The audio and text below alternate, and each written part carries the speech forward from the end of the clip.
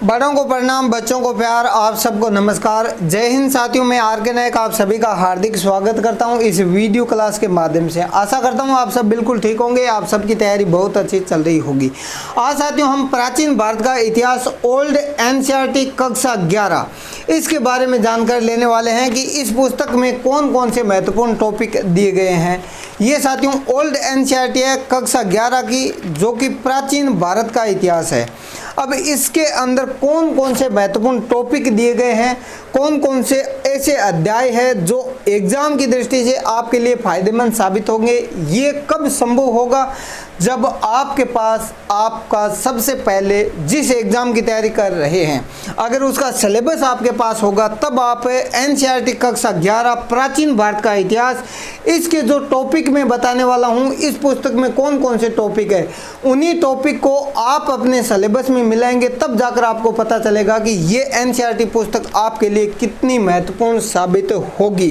अब साथियों इस पुस्तक का रिव्यू करने से पहले मैं आपको कुछ और महत्वपूर्ण जानकारी देने वाला हूं, जो कि है इतिहास की कुछ महत्वपूर्ण पुस्तक। सबसे पहले साथियों मैं आपको जानकारी जो यहाँ पर देने वाला हूं वो पुस्तक है भारतीय इतिहास किरण पब्लिकेशन की। इस पुस्तक का रिव्यू इस चैनल पर मिल जाएगा। विश्व का इतिहास महेश कुमार वर्णवाल, इस पुस्तक का रिव्यू देख सकते हो आप। इतिहास जो कि साथियों एनसीईआरटी सार महेश कुमार वर्णवाल की बहुत ही प्यारी और विश्वसनीय गाइड है, इसका भी रिव्यू किया जा चुका है। इससे पहले साथियों ये जो एनसीईआरटी है, इससे पहले की जितनी भी एनसीईआरटी है, चाहे कक्षा 9 की हो, 10 की हो, 11 की हो, उन सब के बारे में रिव्यू किया जा चुका है। अगर आप नेट जेआरएफ की तैयारी कर रहे हो तो ये इतिहास की एक महत्वपूर्ण पुस्तक है, इसका भी रिव्यू आपको हमारे चैनल पर मिलेगा।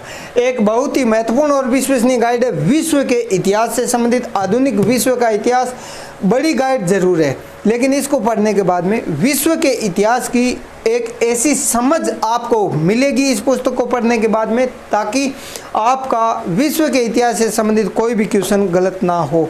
उसके बाद में साथियों आरएस के टॉपर्स नोट्स है, जिसमें प्राचीन भारत और मध्यकालीन भारत का इतिहास इसमें समझाया गया है। राजस्थान का इतिहास, कला एवं संस्कृति से संबंधित भी टॉपर्स नोट्स जो आरएस राजस्थान स्टेट पीछे से संबंधित है। भारत का आधुनिक इतिहास ये भी साथियों इस नोट्स में दिया गया है। अगर साथियों आप आईएएस के टॉपर्स नोट्स पढ़ेंगे तो इसके अंदर भी प्राचीन भारत का इतिहास, मध्यकालीन भारत का इतिहास, आधुनिक भारत का इतिहास, विश्व का इतिहास और इससे संबंधित पूरी जानकारी आपको इन नोट्स में मिलने वाली है। साथ ही दोस्तों अगर एमसीक्यूज प्रैक्टिस करना चाहते हो तो ये है दृष्टि आईएएस की एक महत्वपूर्ण पुस्तक। भारतीय इतिहास एवं कला संस्कृति से संबंधित 2300 प्लस महत्वपूर्ण एमसीक्यूज इस पुस्तक में दिया गया है। कला एवं संस्कृति दृष्टि आईएएस की ये पुस्तक है, काफ़ी महत्वपूर्ण है, इसको भी आप पढ़ सकते हो। आधुनिक भारत का इतिहास विपिन चंद्रा, आधुनिक भारत का इतिहास स्पेक्ट्रम, और उसके बाद में साथियों भारत का स्वतंत्रता संघर्ष, इस गाइड को भी आप पढ़ करके किसी भी एग्जाम में सफलता प्राप्त कर सकते हो। यह है राजस्थान का इतिहास, डॉक्टर गोपीनाथ शर्मा, राजस्थान का इतिहास, काफ़ी महत्वपूर्ण गाइड है साथियों। और एक राजस्थान का इतिहास कला एवं संस्कृति विरासत से संबंधित ये है साथियों डॉक्टर हुकुमचंद जैन की एक महत्वपूर्ण पुस्तक है, इनको भी पढ़ सकते हो। सभी पुस्तक को पढ़ने के लिए टाइम मैनेजमेंट सबसे ज़्यादा ज़रूरी है, तो ये डॉक्टर विजय अग्रवाल सर की टाइम मैनेजमेंट से संबंधित एक पुस्तक है, स्टूडेंट और टाइम मैनेजमेंट। इस पुस्तक को पढ़ने के बाद आप अपने जीवन में कभी भी समय बर्बाद नहीं करेंगे। अब साथियों मैं आपको जानकारी जो देने वाला हूँ वो जानकारी है सबसे पहले एनसीईआरटी ओल्ड एनसीईआरटी पुराने वाली है कक्षा 11 प्राचीन भारत का इतिहास। इसमें कौन कौन से महत्वपूर्ण टॉपिक दिए गए हैं इनके बारे में मैं अब आपको बताने वाला हूं। इससे पहले साथियों इस वीडियो को अगर आपने अब तक लाइक नहीं किया है तो आपसे विनम्र निवेदन है कि आप लाइक ज़रूर करें। लाइक करने से हमें मोटिवेशन मिलता है, हमें ऊर्जा मिलती है। हम जो भी कार्य करते हैं उनके लिए, किसी भी व्यक्ति को कोई भी काम करने के लिए ऊर्जा की ज़रूरत होती है। ऊर्जा के स्रोत कौन होते हैं? आप हो जो इस वक्त वीडियो देख रहे हो। एक लाइक कर दीजिए साथियों, उससे हमें ऊर्जा भी मिलती है, मोटिवेशन भी मिलता है। तो साथियों इस पुस्तक के बारे में जानकारी दे देता हूँ, लेकिन एंड में आपको ऐसी दो महत्वपूर्ण पुस्तक के बारे में जानकारी दूंगा जो सभी प्रतियोगी परीक्षाओं के लिए रामबाण साबित होगी। इसलिए साथियों इस वीडियो को एंड तक ज़रूर देखिए। अपने दूसरे भाई बहन जो एग्ज़ाम की तैयारी कर रहे हैं उन तक वीडियो को शेयर ज़रूर कीजिए। तो अब साथियों जो इस पुस्तक में टॉपिक दिए गए हैं प्राचीन भारत का इतिहास, ओल्ड एनसीईआरटी, इसमें सबसे पहले मैं आपको बताना चाहता हूं कि प्राचीन भारतीय इतिहास का महत्व क्या है, उसके बारे में इस एनसीईआरटी पुस्तक कक्षा जो 11 की है उसमें विस्तार के साथ जानकारी दी गई है। उसके बाद में प्राचीन भारतीय इतिहास के जो आधुनिक लेखक हैं उन लेखकों के बारे में पूरी जानकारी दी गई है। स्रोतों के प्रकार, इतिहास का निर्माण, अभिलेख, सिक्के और विदेशी स्रोत है उनके बारे में जानकारी दी गई है साथियों। उसके बाद में भौगोलिक ढांचा, आदिमानव यानी मनुष्य के उत्पत्ति या उसके विकास से लेकर के पूरी जानकारी इस पुस्तक में दी गई है। ताम्र पाषाण कृषक संस्कृति, इसके बारे में जानकारी दी गई है। हड़प्पा संस्कृति, जिसके अंदर साथियों आप पढ़ेंगे कांस्य युगीन सभ्यता, नगर योजना जो उस समय की थी, नगर नियोजन वगैरह सब उस गाइड में आपको पढ़ने के लिए मिल जाएंगे। उसके बाद में साथियों आप यहाँ पर देखेंगे तो ये है आर्यों का आगमन, वैदिक युग। भारत में जब आर्य लोग हैं वो आते हैं, उनका पूरा जानकारी आपको इस पुस्तक में मिलेगा और उनका मूल निवास कहाँ से आए थे, उन्होंने भारत में आकर के क्या क्या परिवर्तन किया, ये पूरी जानकारी आपको इसमें मिलने वाली है। उसके बाद साथियों आप देखेंगे यहाँ पर उत्तर वैदिक अवस्था, जिसके अंदर राज्य और पूर्ण अवस्था की और उत्तर वैदिक काल जो कि 1000 से 600 ईस्वी तक के पूरी जानकारी आपको इस गाइड में मिलने वाली है। उसके बाद में साथियों जैन धर्म और बौद्ध धर्म से संबंधित पूरी जानकारी इसमें मिलेगी ताकि एग्जाम में आपका कोई क्वेश्चन गलत ना हो। जनपद, जिसमें साथियों मगध साम्राज्य वगैरह जो है उनके बारे में जानकारी इस पुस्तक में दी गई है। ईरान और मकदूनियाई जो आक्रमण हुआ था भारत पर, उसके बारे में भी जानकारी इस पुस्तक में दी गई है। उसके बाद में साथियों बुद्ध काल के समय जो व्यवस्था थी, सामाजिक धार्मिक जो भी है, पूरी जानकारी इस पुस्तक में मिलेगी। मौर्य युग के बारे में जानकारी दी गई है साथियों। मौर्य शासन का महत्व है। अब यहाँ पर साथियों मौर्य जो शासन है उसका क्या महत्व रहा, उस समय की धार्मिक व्यवस्था कैसी थी, प्रशासन व्यवस्था कैसी थी, सामाजिक जीवन कैसा था उस समय का, पूरी जानकारी इस पुस्तक में मिलने वाली है।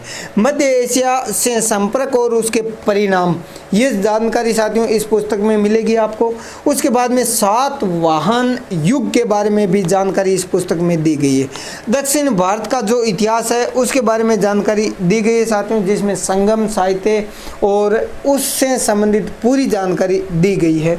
और उसके बाद में साथियों यहाँ पर मौर्योत्तर युग में शिल्प, व्यापार और नगर से संबंधित पूरी जानकारी इस पुस्तक में मिलेगी। गुप्त साम्राज्य का जो विकास हुआ, उसके बाद में उसके अंदर जितने भी शासक व्यवस्था थी, शासन जिस तरीके से चलाया गया था उनके द्वारा, उसकी पूरी जानकारी आपको इस पुस्तक में मिलने वाली है। गुप्त काल का जीवन और उस समय की जो व्यवस्था थी, चाहे वो सामाजिक व्यवस्था हो, धार्मिक व्यवस्था हो, वो किस प्रकार की थी, वो भी पूरी जानकारी इस पुस्तक में आपको मिल जाएगी। उसके बाद में साथियों जब आप थोड़ा और आगे बढ़ते हैं अपने सिलेबस के अकॉर्डिंग, तो वहाँ पर मिलता है आपको भारत में सभ्यता का विकास, जिसके अंदर चाहे साथियों किसी भी प्रकार की सभ्यताएं हो उनके बारे में पूरी जानकारी इस पुस्तक में दी गई है। हर्ष और उसका काल, उसके बारे में जानकारी दी गई है। कुछ जो राज्य थे उसमें नवीन स्वायत्त राज्य, उनके बारे में भी जानकारी दी गई है। दर्शन का विकास, उसके बारे में जानकारी दी गई है साथियों। भारत और एशियाई देशों के मध्य जो सांस्कृतिक संबंध थे उनके बारे में भी जानकारी इस पुस्तक में दी गई है। प्राचीन से मध्यकालीन की ओर इसके बारे में जानकारी दी गई है। सामाजिक परिवर्तनों का जो भी कालक्रम रहा है उसके बारे में भी जानकारी इस पुस्तक में आपको मिलेगी। सामाजिक और विज्ञान के क्षेत्र में जो विकास हुआ है उसके बारे में जानकारी आपको इस पुस्तक में मिल जाएगी। तो इस प्रकार से साथियों आपने देखा कि ये जो पुस्तक है इसमें बहुत सारे टॉपिक अच्छे तरीके से समझाया गया है। और पूरा पाषाण युग, औजार, उस समय के किस प्रकार के औजार थे, नव पाषाण युग में औजार, ब्रुज होम में गड्ढे वाले जो घर मिले हैं उनके बारे में जानकारी दी गई है साथियों इसमें। उसके बाद में जो अध्याय 6 है उसके अंदर राजस्थान के अंदर जो मिट्टी के बर्तन वगैरह मिले हैं उनके बारे में जानकारी दी गई है। महाराष्ट्र और उसके बाद साथियों आपको पता है गंगा यमुना दोआब नक्षत्र जो है उसके बारे में भी जानकारी इस पुस्तक में मिल जाएगी आपको। उसके बाद में साथियों आप अध्याय 7 में पढ़ेंगे कालीबंगा का जो उत्खनन है उसके बारे में जानकारी दी गई, हड़प्पा नगर योजना के बारे में, मोहनजोदड़ो के विशाल स्नानागार के बारे में जानकारी दी गई साथियों।